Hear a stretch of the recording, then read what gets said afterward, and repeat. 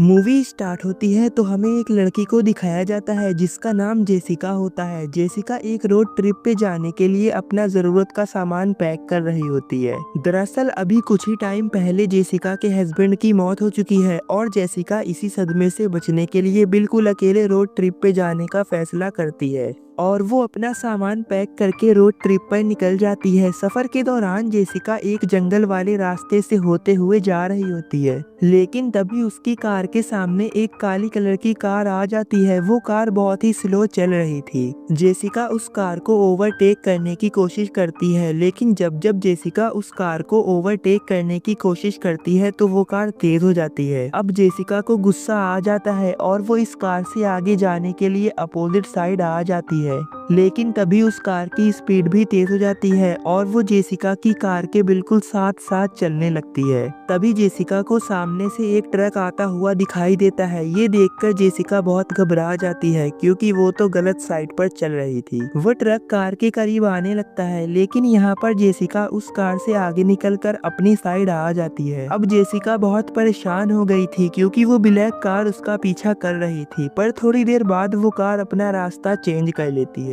ये देखकर जेसिका की जान में जान आती है। रात हो जाती है तो जेसिका एक पेट्रोल पंप पर अपनी कार में पेट्रोल डलवाने लगती है और फोन पर अपने फादर से बात करने लगती है और तभी दोबारा से जेसिका को वो कार नजर आती है जो उसके पास से ही गुजरकर कहीं चली जाती है। इसके बाद जेसिका एक होटल में रुक जाती है और वो अपने हस्बैंड के फोटो देखने लगती है और रोने लगती है। अगले दिन जब जेसिका सफर में आगे बढ़ने के लिए कार में बैठती है तो वही आदमी उसके पास आता है जो वो काली कार ड्राइव कर रहा था। उसे देखकर जेसिका घबरा जाती है। वो आदमी सॉरी कहता है। वो कहता है कि मैं उस टाइम फोन में बिजी था, इसलिए मैंने तुम्हारी तरफ नहीं देखा। ये कहकर वो यहाँ से चला जाता है और जेसिका अपने सफर में निकल जाती है। वो थोड़ी ही दूर जाती है कि उसे वो कार फिर से खड़ी दिखाई देती है और वो आदमी उसे ठीक कर रहा होता है। उसे देखकर जेसिका तुरंत कार लॉक कर लेती है। वो आदमी जेसिका के पास आता है और कहता है कि क्या तुम मुझे लिफ्ट दे सकती हो, मुझे अपनी कार को ठीक कराना है। पर जेसिका कहती है कि मैं आगे जाकर मैकेनिक को भेज दूंगी। ये कहते ही वो यहाँ से भाग जाती है। आगे जाकर जेसिका एक जगह पर बैठकर स्मोकिंग करने लगती है, लेकिन तभी वो कार फिर से यहाँ पर आती है और वो आदमी जेसिका के करीब आने लगता है।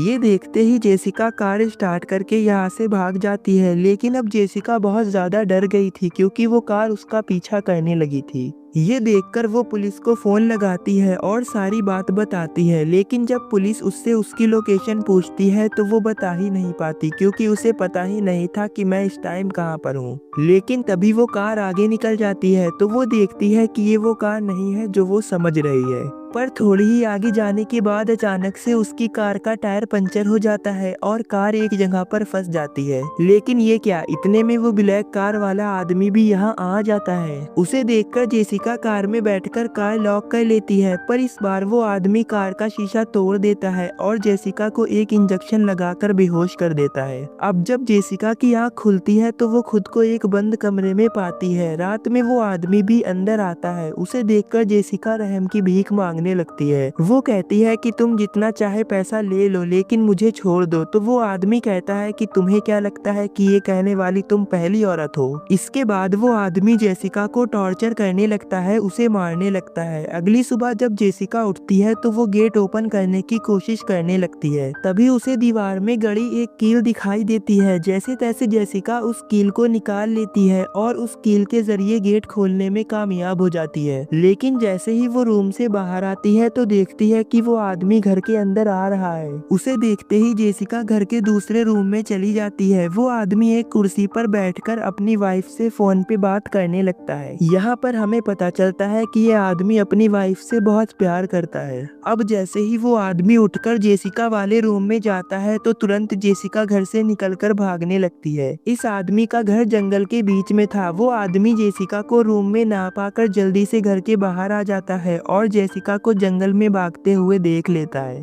भागने के दौरान जेसिका के पैर में एक लकड़ी घुस जाती है। इसके बावजूद भी जेसिका भागने लगती है और वो आदमी उसे दोबारा से पकड़ने के लिए उसके पीछे आने लगता है। भागते भागते जेसिका एक नदी के पास पहुंच जाती है और पीछे से वो आदमी भी आ जाता है। अब जेसिका पूरी तरह फंस जाती है, लेकिन यहाँ पर जेसिका नदी में कूदने का फैसला करती है और बिना कुछ सोचे समझे नदी में कूद जाती है। इसके बाद वो नदी के बहाव में बहकर जंगल की किसी जगह पर आ जाती है। वो बहुत ज्यादा इंजर्ड हो चुकी थी और तभी उसे अपने पास किसी की मौजूदगी का एहसास होता है, इसलिए वो एक पेड़ के पीछे डुक जाती है।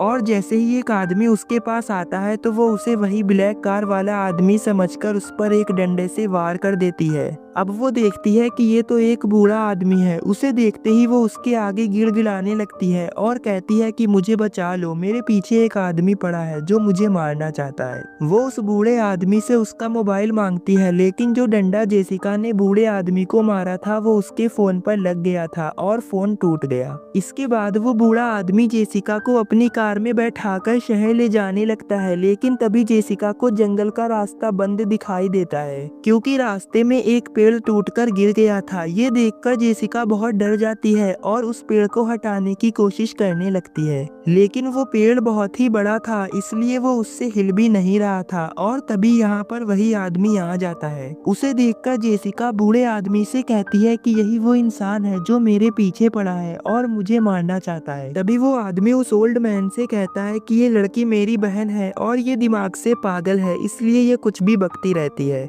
यहाँ पर वो ओल्ड मैन उस आदमी की बातों पर यकीन कर लेता है। हालांकि जेसिका चीख चीख कर बता रही थी कि ये सारी बातें झूठ बोल रहा है। अब वो जेसिका को पकड़ लेता है और कार में बैठाने की कोशिश करने लगता है, लेकिन वो जेसिका को बहुत ही बुरे तरीके से पकड़ रहा था। ये देखकर ओल्ड मैन को इस आदमी के ऊपर शक हो जाता है, इसलिए वो उस पर गन पॉइंट करके कहता है कि इस लड़की को छोड़ दो। वो आदमी जैसे ही जेसिका को छोड़ता है, जेसिका जंगल में भाग जाती है। अब वो ओल्ड मैन उस आदमी से उसका फोन मांगता है, लेकिन तभी वो आदमी ओल्ड मैन पर अटैक कर देता है और उसे जान से मार देता है। इसके बाद वो जंगल में जेसिका को ढूंढने लगता है और ढूंढते ढूंढते उसे रात हो जाती है, लेकिन वो जेसिका को नहीं ढूंढ पाता और यहाँ से चला जाता है। और जेसिका एक पेड़ के पास बैठकर सो जाती है। सुबह जब जेसिका की आँख खुलती है तो वो उस आदमी की ब्लैक कार खड़ी देखती है और वो आदमी उस ओल्ड मैन की बॉडी को दफना रहा होता है। इसी का फायदा उठाते हुए जेसिका उसकी कार में आ जाती है और उसका मोबाइल ढूंढने लगती है, लेकिन जैसे ही जेसिका को उसका मोबाइल मिलता है तो वो आदमी ओल्ड मैन को दफना चुका होता है। ये देखकर जेसिका उसी के कार की डिग्गी में डुक जाती है। वो आदमी आकर कार चलाने लगता है। थोड़ी ही देर बाद वो अपना मोबाइल ढूंढने लगता है और जब उसे मोबाइल नहीं मिलता तो उसे शक हो जाता है, लेकिन तभी जेसिका लोहे की एक चीज से उस पर अटैक कर देती है और इन दोनों में फाइट होने लगती है। फाइट के दौरान कार का एक्सीडेंट हो जाता है और कार पलट जाती है। इसके बाद जेसिका कार से बाहर निकलती है और जंगल में एक जगह पर आ जाती है। तभी हम देखते हैं कि वो आदमी भी जिंदा है। वो आदमी जेसिका के पास आने लगता है। तभी जेसिका उस आदमी के फोन से उसकी वाइफ को फोन लगा देती है और उसे उस आदमी की सारी सच्चाई बता देती है। ये सुनकर उस आदमी को जेसिका पर बहुत गुस्सा आता है और वो उस पर अटैक कर देता है। अब इन दोनों के बीच फाइट होने लगती है। इस फाइट में जेसिका उस आदमी को मार देती है और वहीं पर कीचड़ में लेट जाती है। तभी उसे एक हेलीकॉप्टर अपने पास आता हुआ दिखाई देता है और इसी के साथ ये मूवी यहीं पर एंड हो जाती है।